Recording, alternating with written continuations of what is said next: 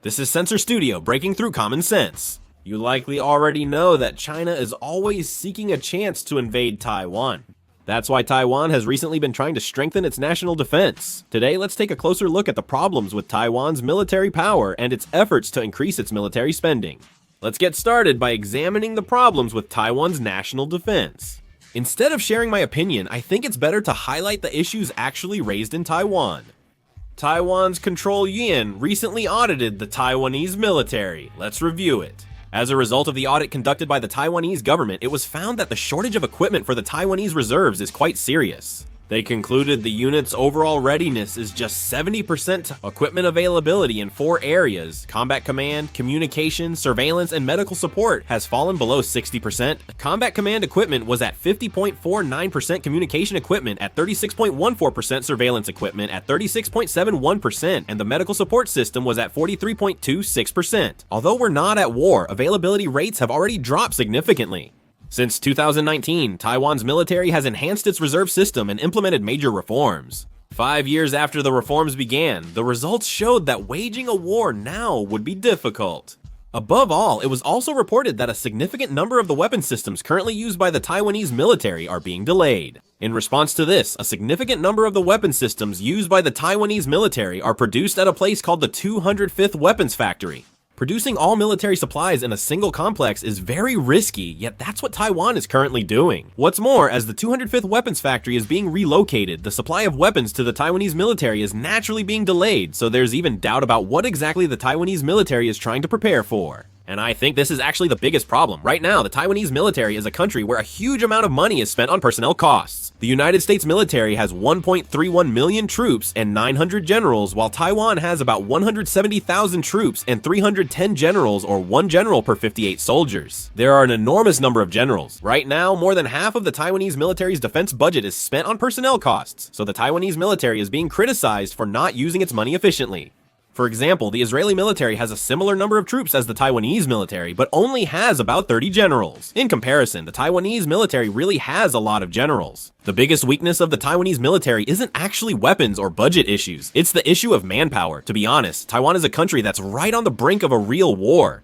China holds large annual amphibious landing drills with tens of thousands involved. United States officials have warned Xi Jinping wants invasion capabilities for Taiwan ready by 2027. In this case, Taiwan's mandatory military service lasts just 1 year. Even more surprising, the 1-year service was only recently extended from its original 4-month duration. They just handled a gun for 4 months and then immediately returned to civilian life. It was almost like a summer vacation military experience camp. In 2018, Taiwan ended conscription. Amid peaceful relations with China and belief in lasting peace, they adopted an all-volunteer military under this hopeful illusion. The result was clear. With the lowest birth rate and youth avoiding the military, recruitment hit rock bottom. Suddenly, there weren't enough people to fight. Then, when the war in Ukraine began in 2022, Taiwanese society was upended. The fear that this could happen to us too became real. Only then did the Taiwanese government quickly restore conscription and increase service from 4 months to a year. Experts say this is still not enough and people should serve about 2 years. If China invaded now, Taiwan's military might initially hold out, but would likely collapse without ongoing reinforcements and preparation for a long conflict. Even though the service period has been extended, 1 year is still far from enough. Imagine inexperienced young people forced into battle. Their effectiveness would be low, and their morale and willpower would likely collapse. Taiwan is rapidly strengthening its military, with the pace accelerating. Taiwan's government set an extra special budget for arms procurement in 2026, totaling about 28 trillion won. While Taiwan's defense budget is far less than China's, it continues to increase its military spending. This also covers buying 48,000 unmanned drones. The Taiwanese military believes relying solely on conventional forces like tanks and armored vehicles won't defeat the Chinese military. So they are planning to use drones to counter the Chinese military. The Taiwanese army commander quickly aimed to boost asymmetric capabilities and ordered all personnel to learn drone operation. They are also buying M109A7 howitzers, high mobility artillery rocket system, loitering munitions, unmanned javelin, and tube-launched optically tracked wire-guided 2B anti-tank missiles and upgraded Patriot 3 missiles. Taiwan is also working to raise its defense budget above 3% of gross domestic product. The Taiwanese military may use civilian trucks and recently showed footage of air-to-ground missile 114 Hellfire missiles being launched from a truck container. Taiwan's military already has many Hellfire missiles. Because launchers are limited and can't fire many missiles at once, they've modified civilian trucks to serve as missile platforms. The Taiwanese military can now respond quickly to Chinese attacks. They might be criticized for using civilian trucks as weapons, but Taiwan can't afford to worry about that.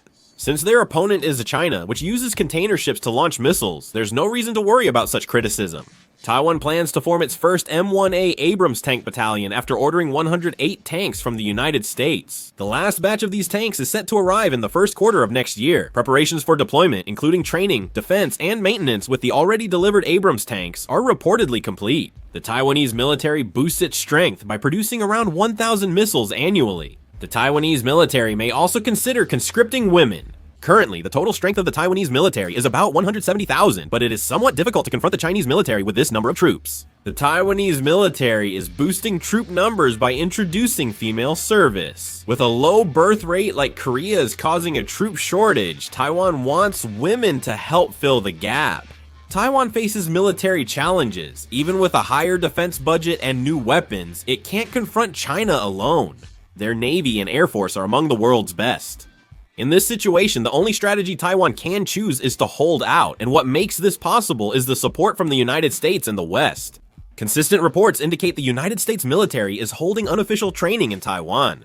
They officially deny it, but foreign media often report United States Special Forces and Marine instructors are training the Taiwanese military in small groups. In particular, it is known that the United States military is directly advising on areas considered the weakest links of the Taiwanese military, such as urban warfare, coastal defense, and drone operations. Though not held publicly, this training is vital for boosting the Taiwanese military's combat abilities. Weapon support is also essential. Taiwan has been consistently ordering new weapons from the United States. The United States has not refused these requests and continues to produce and send them. A Taiwan version of the Lend-Lease Act is being discussed in the United States. Just as the United States aided the United Kingdom in World War I, if Taiwan faces war, the United States would swiftly supply weapons and settle payment afterward. In fact, a similar system has already been used to support Ukraine. If passed, this bill would allow Taiwan to quickly receive large amounts of American weapons during a crisis. However, this also depends on United States politics and public opinion. Ultimately, what all of this shows is that Taiwan's security is thoroughly dependent on the strategies of the United States and the West. Even if Taiwan boosts defense spending and mass produces drones and missiles, it can't withstand a prolonged war without external support. Taiwan can only maintain minimal balance with international support like United States weapons, maritime cooperation with Japan, and intelligence from Australia. Because of this, from China's perspective, attacking Taiwan would not simply mean fighting Taiwan, but also facing the burden of confronting the entire coalition of forces, including the United States.